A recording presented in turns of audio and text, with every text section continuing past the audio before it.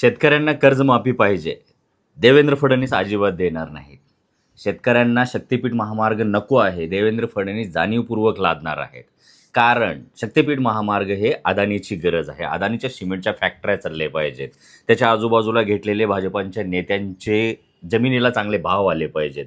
तिथून ज्या रोडवरून गोव्याला जाणारा रस्ता आहे ती शक्ती अदानीची वाढली पाहिजे. त्याच्यामुळं त्या रस्त्याला शक्तिपीठ महामार्ग दिलेला आहे. शक्तिपीठ म्हणण्यापेक्षा शक्ती अदानी महामार्ग दिलं तरी चाललं असतं. आमचे सतेज पाटील पूर्ण कोल्हापूरच्या शेतकऱ्यांसोबत उभारून ह्या शक्तिपीठ महामार्गाला विरोध करत आहेत. कारण शेतकऱ्याच्या जमिनीहून हे रोड घेऊन जाणार आहे. त्यांना कवडीमोल भावामध्ये हे शेत घेतील आणि शेतकऱ्यांना उद्ध्वस्त करण्याचा प्लॅन आहे. शेतकरी यांच्यासाठी काय हे तुम्हाला माहीतच आहे.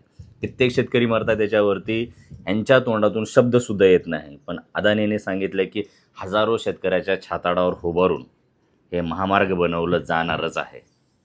आता शेतकऱ्यांना आणि ह्या जनतेला समजून घ्यायची गरज आहे. तुम्ही मागितलेले कर्जमाफी भेटणार नाही. तुम्ही मागितलेला हमीभाव भेटणार नाही. तुम्ही मागितलेले रोजगार भेटणार नाही. तुम्ही मागितलेली कायदा सुव्यवस्था भेटणार नाही. तुम्ही मागितलेलं काहीच भेटणार नाही.